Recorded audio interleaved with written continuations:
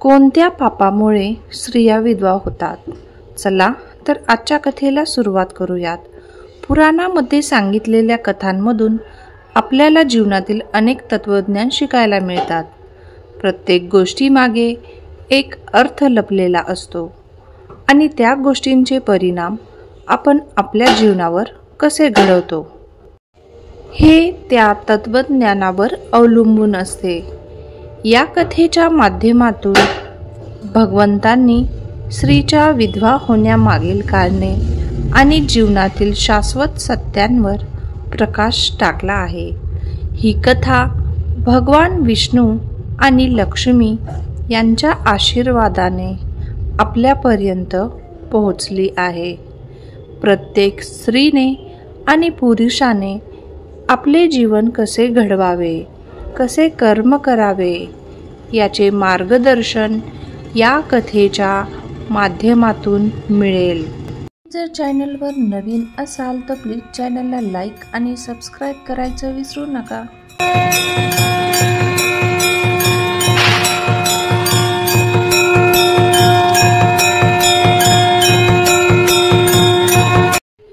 वैकुंठात एके दिवशी भगवान विष्णू आणि देवी लक्ष्मी स्वर्गीय वैभवात विसावले होते. दोघेही दिव्य महालाच्या छायेत विराजमान होते, जिथे तृण फुलांचे सुंदर बगीचे आणि अमृताचे निर्झर वाहत होते. एका थंड प्रसन्न दिवशी देवी लक्ष्मीने आपल्या मनातील शंका मांडली. प्रभू, मला सतत एक प्रश्न सतावतो की काही स्त्रियांना त्यांच्या पतीचे अकाली निधन सहन करावे लागते. याचे कारण काय असते? भगवान विष्णू स्मित करत म्हणाले, लक्ष्मी, प्रत्येक जीवाचं प्रारब्ध त्याच्या पूर्वजन्मातील कर्मांवर अवलंबून असतं. जीवनातील प्रत्येक दुःख किंवा सुख हे आपल्याच कर्माचं फलित असतं. याचं प्रारब्धेचं वेगवेगळे पैलू मी तुला पुढील 10 दिवसात सांगेल. प्रत्येक दिवस वेगवेगळ्या कथेने भरलेला असेल, ज्यातून स्त्रियांना विधवा होण्याची कारणं आणि त्यामागचं गूढ उलगडेल. कर्मचक्र आणि नियती. वैकुंठाच्या शुभ्र वातावरणात भगवान विष्णू आपल्या सुदर्शन चक्रासोबत एकाकी बसले होते. त्यांच्या समोर देवी लक्ष्मी गंभीर चेहऱ्याने उभी होती. पृथ्वीवरील घटनांमुळे तिचं मन खिन्न झालं होतं. प्रभू, पृथ्वीवरील स्त्रियांच्या वेदना पाहून मन उदास होतं. विशेषतः विधवा स्त्रिया ज्यांना आपल्या पतीला गमावं लागतं, त्यांचं दुःख पाहवत नाही का? का असा शाप मिळतो त्यांना? कोणत्या पापाचं फळ आहे हे? देवी लक्ष्मीने प्रश्न केला. भगवान विष्णू शांतपणे उत्तर देत म्हणाले, हे सर्व कर्माचं फळ आहे. देवी, प्रत्येक जीवाला गतजन्मातील कर्माचं फळ मिळतं. आजचं आयुष्य त्यांच्या पूर्वजन्मात केलेल्या कर्मांवर आधारलेलं असतं. स्त्री विधवा होण्यामागे तिच्या किंवा तिच्या पतीच्या पूर्वजन्मातील कर्मांचा प्रभाव असतो. देवी लक्ष्मी काहीशी नाराज झाली. म्हणजेच या वेदनांचं कारण त्यांच्यातच कर्मामध्ये लपलेलं आहे का? विष्णूने डोळे मिटून पुढे स्पष्ट केलं, हो देवी, कर्माचं चक्र अखंड आहे. जो जसा कर्म करतो त्याला तसेच फळ प्राप्त होते. काही वेळा आपण जे करतो त्याचं फळ पुढच्या जन्मात मिळतं. अशा स्त्रिया ज्या विधवा होतात त्यांचं दुःख त्यांच्या गत जन्मातील कर्मामुळे असतं. लक्ष्मीला हे ऐकून गंभीरता वाटली, पण ती शांत राहिली. तिला जाणवत होतं की मानवी जीवन किती गुंतागुंतीचं आहे. ज्यांना आध्यात्मिक कथांमध्ये रुची आहे त्यांनी या व्हिडिओला लाईक करा आणि सबस्क्राईब करा. पुढच्या अध्यायात अशाच गूढ गोष्टी उलगडल्या जातील. प्रारब्ध आणि पती पत्नीचे संबंध. वैकुंठातील एका सुंदर दिवशी देवी लक्ष्मी आणि भगवान विष्णू यांच्यात आणखी एक महत्त्वपूर्ण संवाद सुरू झाला. देवी लक्ष्मीने आपला प्रश्न पुढे नेला. प्रभू, पती पत्नीचे नाते हे किती पवित्र असते. मग असे असताना काही स्त्रियांना एवढं मोठं दुःख का सहन करावं लागतं? पतीचे निधन हे त्यांच्या जीवनातील कठीण काळ कसा ठरतो? विष्णू हसले. देवी, पती पत्नीचे नाते फक्त एका जन्माचे नाही, ते अनेक जन्माचे बंधन असते. पण या बंधनाचं फळ त्यांच्या प्रारब्धाने ठरतं. जेव्हा कुणाचं प्रारब्ध असं असतं की पतीचं जीवन लहान असतं, तेव्हा पत्नीला दुःख सहन करावं लागतं. काही वेळा हे प्रारब्ध उधळू न देता त्या पतीने पूर्वजन्मात केलेल्या कर्मामुळेच ते होतं. म्हणजे त्या स्त्रीने काहीच चुकीच केलं नाही, पण तिचं दुःख तिच्या पतीच्या कर्मामुळे असतं का? लक्ष्मीनं विचारलं. विष्णूने उत्तर दिलं, हो, अनेक वेळा असं होतं. पती पत्नीच्या जीवनातील घटना त्यांच्या आधीच्या जन्मातील कर्तव्यातून घडतात. ज्या विधवा स्त्रियांना नियतीने पती गमवावा लागतो, त्यांच्या पतीने पूर्वजन्मात काही चुका केल्या असतील, ज्यामुळे त्यांचं आयुष्य कमी होतं. लक्ष्मी विचारमग्न झाली. म्हणजेच एका स्त्रीचे आयुष्य हे तिच्या पतीच्या कर्मावरही आधारलेलं असतं. विष्णूने मान हलवून उत्तर दिलं, हो, अगदी तसंच. याला प्रारब्ध म्हणतात. पती पत्नीचा बंध हा प्रारब्धाने बांधला जातो आणि त्याच बंधावर त्यांचं संपूर्ण आयुष्य उभारलेलं असतं. या गहन विचारांना आणखी उलगडण्यासाठी व्हिडिओला लाईक करा आणि पुढील अध्यायात जाणून घ्या की कसं प्रारब्ध बदलतं आणि कोणत्या कर्माने आयुष्याचा मार्ग ठरतो. भक्तिरसात बुडलेले विष्णू वैकुंठात एक अद्भुत दिवशी भगवान विष्णू आपल्या सर्व भक्तांना आनंदाने भेटत होते. त्याच वेळी देवी लक्ष्मी त्यांच्याकडे बसून भक्तीची गाथा ऐकत होती. एक भक्त जो अत्यंत गरीब होता, आपल्या दुःखाचा सामना करत होता, त्याने विष्णूच्या चरणी येऊन प्रार्थना केली, हे प्रभू, मला तुमची कृपा हवी आहे. मला माझ्या कुटुंबाला आधार द्या. भगवान विष्णूने त्या भक्ताच्या आर्ततेवर दया दाखवत, मी तुमच्या कष्टांना पाहिले आहे. तुमचे सर्व दुःख दूर करणे माझे कर्तव्य आहे. तुमची भक्ती आणि समर्पण मला आनंद देतात. त्यानंतर विष्णूने आपल्या भक्ताला एक विशेष धनवर्षा केली. तो भक्त त्या धनाच्या आशीर्वादाने समृद्ध झाला. त्याने आपल्या कुटुंबाच्या आयुष्यात आनंद आणि सुख आणले. विष्णूने दिलेला हा आशीर्वाद भक्तांच्या आयुष्यातील परिवर्तनाचे प्रतीक बनला. भक्तांचा विश्वास दृढ झाला आणि त्यांनी आपल्यातील श्रद्धा जिवंत ठेवली.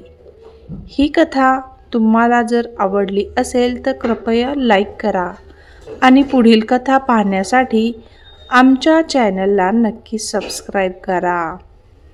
कथा दुसरी, देवी लक्ष्मीची परीक्षा. एक दिवशी देवी लक्ष्मी स्वर्गातील बागेत फिरत होत्या.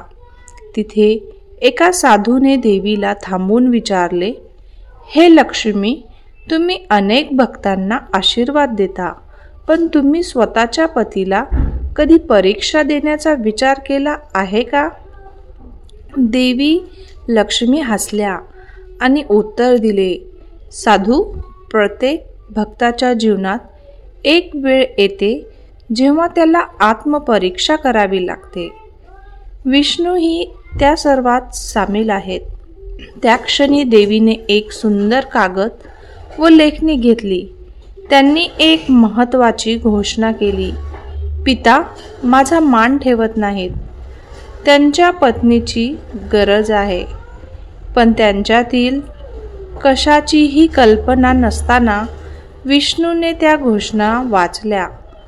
त्यांनी आपल्या भक्तांना आपल्या जीवनातील महत्त्वाची गोष्ट सांगितली. प्रेम आणि समर्पण हेच जीवनाचे खरे सार आहेत. तुमचे व्यवहार आणि विचार यामध्ये भव्यता आहे. देवी लक्ष्मीने विष्णूची परीक्षा घेतली, पण त्यांच्या प्रेमाने ती नेहमीच सफल ठरली. त्यांच्या एकत्रित प्रेमामुळे भक्तांची आयुष्य बदलली. ही कथा तुम्हाला जर आवडली असेल तर प्लीज चॅनलला लाईक करा आणि पुढील कथा पाहण्यासाठी आमच्या चॅनलला नक्की सबस्क्राईब करा. कथा तिसरी, देवतेचा प्रकट. एक दिवस भगवान विष्णू आणि देवी लक्ष्मी त्यांच्या वैकुंठात बसले होते. त्यावेळी त्यांनी एक विचार केला. आपल्या भक्तांना सन्मानित करण्यासाठी एक महत्त्वाची गोष्ट केली पाहिजे. त्यांनी ठरवले की देवतेचा प्रकट करावा, जेणेकरून भक्तांना त्यांच्या आशीर्वादांची महती समजेल. त्यानंतर विष्णूने एक मंत्र जाप केला. मंत्राच्या प्रभावाने देवी सरस्वती प्रकट झाल्या. त्यांनी देवतेच्या संगीताने भक्तांना मंत्रमुग्ध केले. भक्तांमध्ये एक अद्भुत आनंद पसरला. देवी सरस्वती म्हणाल्या, हे भक्तांनो, तुमच्या मनाच्या गाभ्यात प्रेम ठेवा, तुमच्या कृत्यांमध्ये एकता ठेवा. हे सर्व तुम्हाला विजयाकडे नेईल. त्यावेळी भक्तांनी एकत्र येऊन देवी सरस्वतीच्या आराधना केली. त्यांच्या नमनामुळे देवींचा आशीर्वाद त्यांच्यावर पडला आणि त्यांच्या जीवनात यश आलं. विष्णू आणि लक्ष्मीने हसून त्या भक्तांचे स्वागत केले. त्यांना समजले की भक्तांची श्रद्धा आणि एकता हीच खरी महत्त्वाची गोष्ट आहे. मित्रांनो, ही कथा जर तुम्हाला आवडत असेल तर प्लीज कृपया लाईक करा आणि पुढील कथा पाहण्यासाठी आमच्या चॅनलला सबस्क्राईब करा. कथा चौथी, विष्णूचा संकटातून उद्धार. एका लहान गावात एक गरीब शेतकरी आपल्या कुटुंबासाठी कष्ट करत होता. पण एक दिवस त्यांच्या पिकांना एक भयंकर वादळ आक्रमण केले. त्याची सर्व मेहनत उद्ध्वस्त झाली. शेतकऱ्याने भगवान विष्णूला मनपूर्वक प्रार्थना केली, हे प्रभू, माझ्या कुटुंबाला वाचवण्यासाठी कृपा करा. भगवान विष्णूने त्या शेतकऱ्याच्या आर्ततेवर दया दाखवली. त्याने आपल्या भक्ताला आश्वासन दिले, कठीण काळात धीर धर, मी तुझ्यासाठी एक मार्ग काढेल. विष्णूने गावात एक सोयरी प्रकट केली, ज्याने शेतकऱ्याला एक नवीन पिकाचे ज्ञान दिले. शेतकऱ्याने त्या ज्ञानाचा उपयोग करून शेतात पुन्हा चांगले पीक घेतले. त्याच्या मेहनतीमुळे गावाला पुन्हा जीवन मिळाले. शेतकऱ्याचा विश्वास वाढला आणि त्याने विष्णूचा आभार मानला. मित्रांनो, ही जर कथा तुम्हाला आवडत असेल तर प्लीज चॅनलला लाईक करा आणि पुढील एपिसोड पाहण्यासाठी आमच्या चॅनलला सबस्क्राईब करा. कथा पाचवी, लक्ष्मीची दया. एकदा एक श्रीमंत व्यापारी आपल्या संपत्तीवर गर्वाने भरला होता. त्याने आपल्या मेहनतीने धन कमवले होते, पण तो लक्ष्मीचे महत्त्व विसरला होता. एक दिवस देवी लक्ष्मी त्याच्या घरी प्रकट झाल्या. त्यांनी व्यापाऱ्याला सांगितले, तुमच्या जीवनात धन आहे, पण प्रेम आणि करुणा हवे आहे.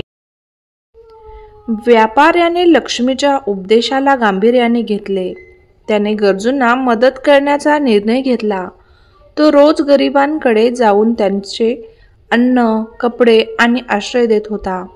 त्यांच्या दयाळूपणामुळे लक्ष्मी त्याला पुन्हा आशीर्वाद देत गेल्या. व्यापाऱ्याचा व्यापार वाढला आणि तो सुखी झाला. व्यापाऱ्याने लक्ष्मीच्या उपदेशाचा आदर केला आणि सर्व भक्तांना लक्ष्मीची महती समजून दिली. मित्रांनो, ही जर कथा तुम्हाला आवडली असेल तर आमच्या चॅनलला लाईक आणि सबस्क्राईब करायचं विसरू नका. कथा सहावी, भक्तांचा उत्सव. गावात एक मोठा उत्सव साजरा होत होता. लोकांनी भगवान विष्णू आणि लक्ष्मीची आराधना करण्यासाठी एकत्र येऊन तयारी केली. सर्वत्र रंगीबेरंगी कागदाचे फूल, दीप आणि झेंडूचे फूल सजवले गेले. उत्सवाच्या दिवशी लोकांनी रांगा लावून आरती केली.